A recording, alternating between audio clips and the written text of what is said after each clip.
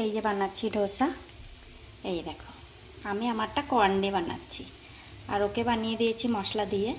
তো ডোসা বানিয়ে নিয়েছি, একটু কর্ন একটু পেঁয়াজ দিয়ে আমার ডোসাটা বানিয়েছি, কারণ মশলাটা কালকে বানিয়েছিলাম, অল্প ছিল, তো বিশালকে ওটা দিয়ে বানিয়ে দিয়েছি। আর আমি এটা দিয়েই খাবো, চাটনি নিয়েছি সাথে। তো আমার এমনিতেও কর্ন ডোসা খুব ভালো লাগে। তো আমার সমস্ত কাজ হয়ে গেছে, এখন একটু 5 মিনিট রেস্ট নেব, নিয়ে তারপর যাব স্নান করতে। এখন প্রায় তো 12টা বাজে ঘড়ির কাঁটায়। তো কাজ অনেক ছিল, সকালে যেমন বললাম রান্না টান্না সেরেছি, তারপর ঘর দুয়ার পরিষ্কার করে, ওপরের সিঁড়ি খুব ধুলো পড়েছিল, ওপর থেকে নিচে পুরো সিঁড়ি ধুয়েছি। গাছের যে টাবগুলো সেগুলো সরিয়ে সরিয়ে অনেক মাটি জমে যায় ওখানে, ওইগুলো ধুয়েছি। তো এতগুলো কাজ সমস্ত করেছি, তো ওই জন্য অনেকটাই দেরি হয়ে গেল। তারপর মাকে ফোন করলাম, মা সকাল থেকে কল আসেনি, তো ওই জন্য মাকে আবার ফোন করলাম। মার সাথে 5 মিনিট কথা বলে এই বসলাম, 5 মিনিট বসবো, বসে তারপর যাব স্নান করতে।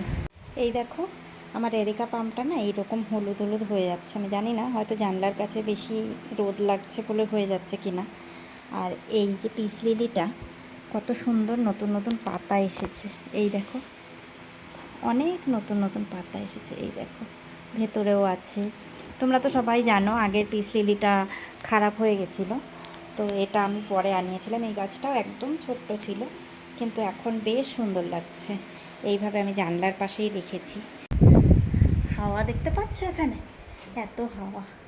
আমি স্নান করতে যাব, তার মধ্যে উঠে আবার গাছটাকে দেখতে গেছিলাম, গাছটা ঠিক আছে কি না, এমন অবস্থা।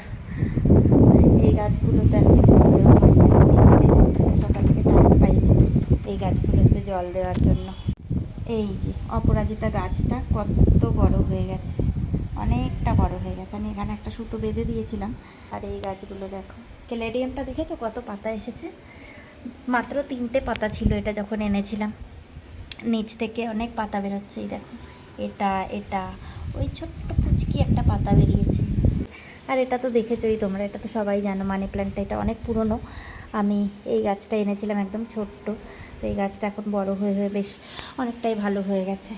এই গাছটায় দেখো কত ফুল ফুটেছে, এইরকম হাওয়ায় গাছগুলো দুলতে থাকে, দেখতে খুব ভালো লাগে।